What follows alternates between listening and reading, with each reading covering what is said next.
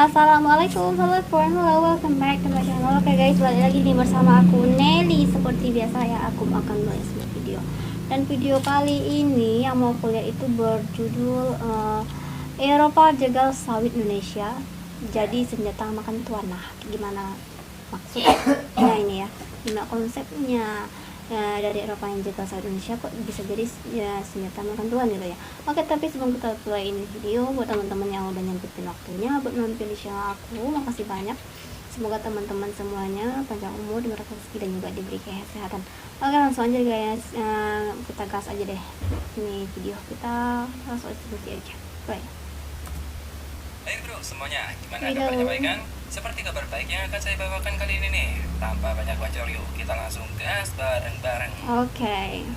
Sebagaimana kita ketahui bro, yang disetujui pada 16 Desember 2022 yang lalu akan menjadi game changer bagi perdagangan sawit di benua biru. Indonesia diproyeksikan akan merugi triliunan rupiah jika aturan tersebut sudah ditegakkan.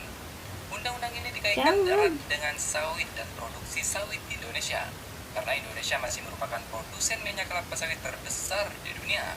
Departemen Pertanian Amerika Serikat atau USDA yang mencatat Indonesia mendapat urutan pertama dengan jumlah produksi minyak sawit terbesar yang mencapai 45,5 juta metrik ton pada tahun 2022. Tercatat saat ini CPO sebagai minyak nabati yang paling banyak diproduksi di dunia. Pertumbuhan minyak sawit juga dituding merupakan hasil dari deforestasi. Eropa, beginilah terus nih. Yes. Tanya itu bro, Kalau nggak Indonesia bikin dan uang nggak negara-negara Eropa dong. produsen minyak sawit lainnya juga dituntut untuk bertanggung jawab atas deforestasi yang terjadi di dunia akibat pengembangan perkebunan kelapa sawit. Tudingan itu digunakan oleh negara-negara barat sebagai senjata dalam Black Campaign yang menyudutkan bahkan menyerang minyak sawit Indonesia. Maka dari itu bro, kita semua dapat menyimpulkan dengan mudah aturan yang dikeluarkan oleh Uni Eropa jelas.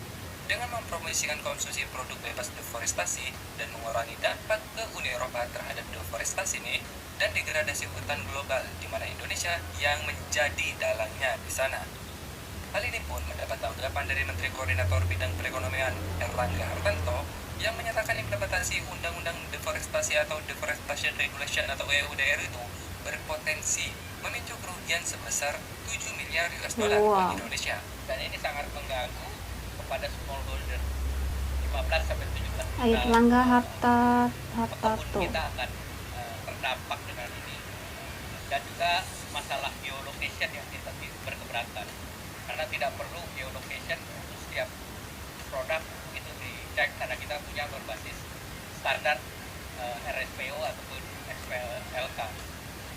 Nah, kemudian regulasi ini akan ada implementing regulation yang akan berlaku sejak nanti diundangkan 18 bulan, yaitu di tahun bulan Mei 2025.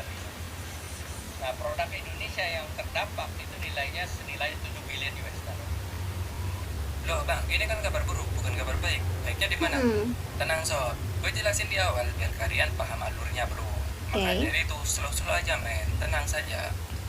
Tujuan Eropa yang sebelumnya melemahkan produk sawit kita ternyata menjadi senjata makan tuan bro. Sebenarnya gerak-gerik Eropa ini sudah terbaca oleh pemerintah Indonesia sudah sejak lama bro.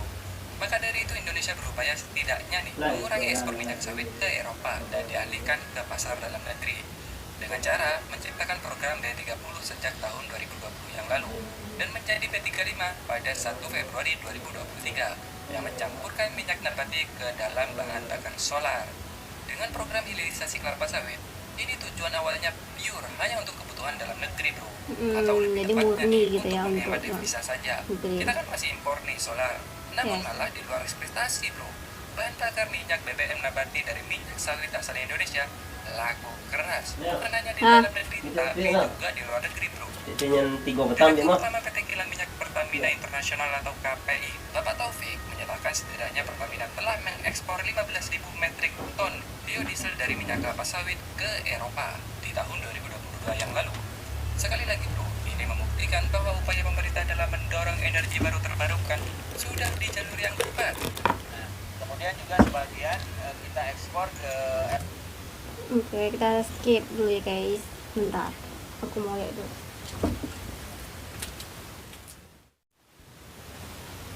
Oke Oke, langsung kita play lagi nih ya. Senjata magenduan lah ini. Kita lihat. Eropa pada saat itu 15.000 metrik ton. Meski angka ekspor itu terbilang kecil bro, namun ini merupakan langkah awal yang sangat baik, di mana nantinya biosolar juga akan mengangkat harga CPO. Biosolar. Dan ditambah lagi nih, Indonesia satu-satunya negara di dunia yang memproduksi minyak kelapa sawit menjadi bahan bakar. Wow. Dan alasan lain, ekspor minyak BBM kelapa sawit ini masih kecil bro, karena Indonesia hanya memproduksi biosolar jenis B35 ini hanya di kilang minyak Cilacap yang bisa memproduksi 3.000 barel per hari. Maka dari itu, saat ini pemerintah melakukan refinery atau mengupgrade kilang minyak tersebut untuk meningkatkan produksi biodiesel plant di Cilacap mencapai 6.000 barel per hari atau naik 2 kali lipat dari produksi saat ini. Kilang minyak lainnya juga dapat memproduksi B35, yaitu kilang minyak yang berada di Balikpapan, Kalimantan Di Timur. Balikpapan. Dan mungkin ada yang bertanya nih, kenapa bang diekspor dan dipakai di dalam negeri? Jawabannya bro, karena kebutuhan B35 di dalam negeri sendiri sudah terpenuhi. Berdasarkan siaran pers 15 Desember 2022, pada tahun 2023 ini saja, targetnya hanya sekitar 13 juta sekian kiloliter bro. Sedangkan kita sudah bisa memproduksi 16 juta sekian kiloliter. Jadi ada udah bisa selisih 3 ekspor juta ya. kiloliter bro. Dan satu lagi bro, mungkin ini akan menyinggung Malaysia, Singapura, dan juga Belanda.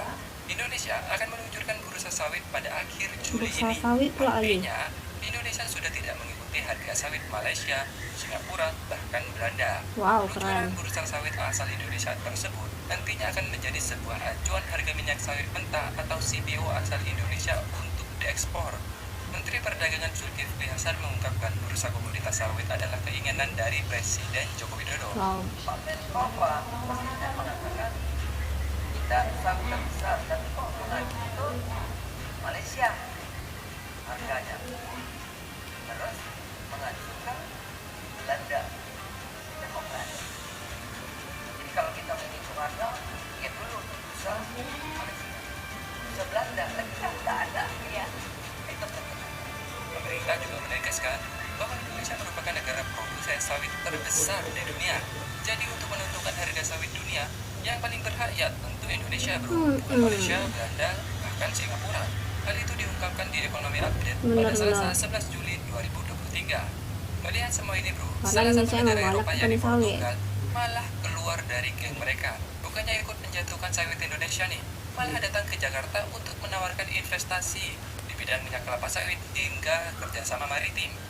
Bahkan, bukan hanya itu bro, Menteri Koordinator Bidang Kemaritiman atau Bapak Luhut Binsar Panjaitan juga sudah berani nih main ancam segala yang akan mengalihkan ekspor minyak sawit dari Eropa ke Afrika jika Uni Eropa masih menghambat perkembangan ekspor minyak sawit dari Indonesia.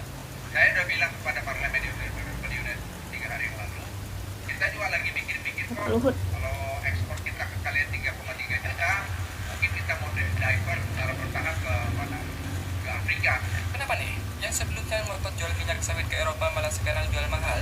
Ya karena kita sudah sadar bro, semua elemen monopoli produk kelapa sawit sudah kita miliki. Selain kita produsen terbesar minyak kelapa sawit, kita juga bisa mengolah minyak kelapa sawit menjadi bahan bakar. Dan cuma kita loh yang bisa mengolahnya. Meski negara tetangga kita Malaysia juga salah satu produsen kelapa sawit, tetapi mereka masih belum mampu mengolah CPO menjadi bahan bakar bro. Dan yang paling penting, kita sudah bisa menentukan harga sendiri dengan bursa sawit yang kita akan miliki pada akhir Juli ini.